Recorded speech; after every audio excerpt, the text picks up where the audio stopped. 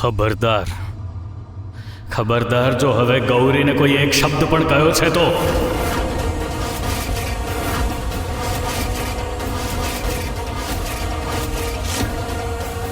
બધા જ રીત રિવાજ સાથે ભાઈના લગ્ન થયા છે ગૌરી સાથે. એ નાતે આમનો હક બને છે આ ઘરમાં રહેવાનો. સમજી ગયા ને બધા? ગૌરી આ જ ઘરમાં રહેશે આપણા બધાની સાથે.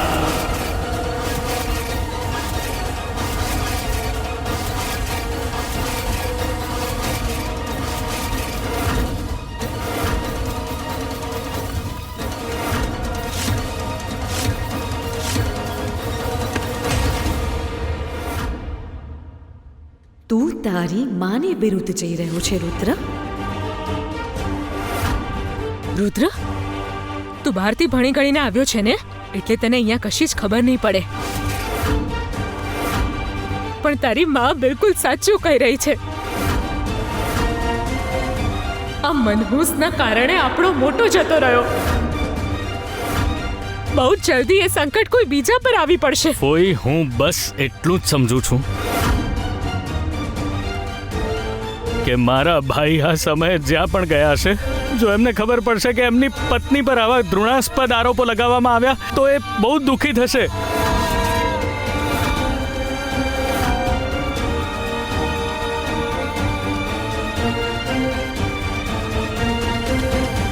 કાકી, ગૌરીને એમના રૂમમાં લઈ જાઓ અને એમનું ધ્યાન રાખજો.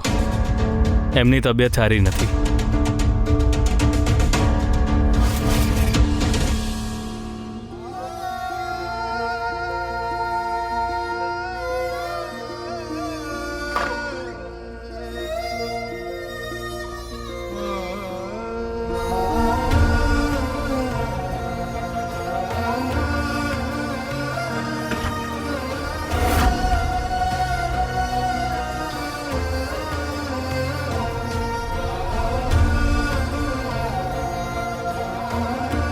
માફ કરજો દાદી, પણ હું એવી છોકરી સાથે લગ્ન કરવા માંગુ છું જે મને ગમતી પણ હોય અને આપણા સ્ટેટસ પ્રમાણે પણ હોય.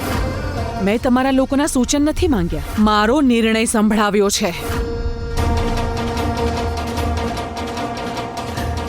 વિરેન્દ્ર, વીરુ,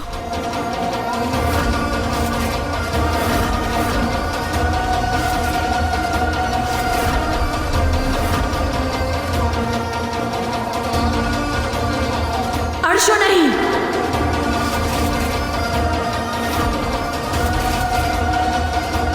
મારા દીકરાના મોત માટે જવાબદાર આ છે.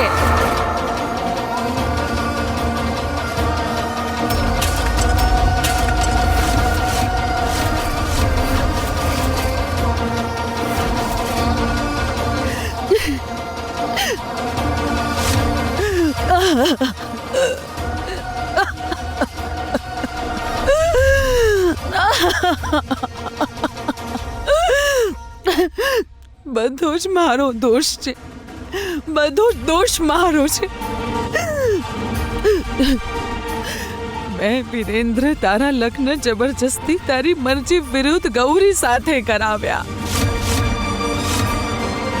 પણ તું જાણે છે ને, મેં જે કંઈ પણ કર્યું એ માત્ર ને માત્ર તારો જીવ બચાવવા માટે કર્યું. મારું ચાલતું હોત ને મારા દીકરા, તો મારી બાકી રહેલી ઉંમર પણ તને આપી દે.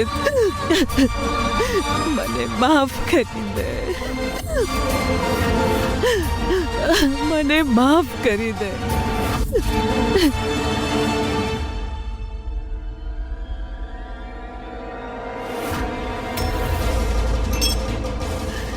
વિરેન્દ્ર,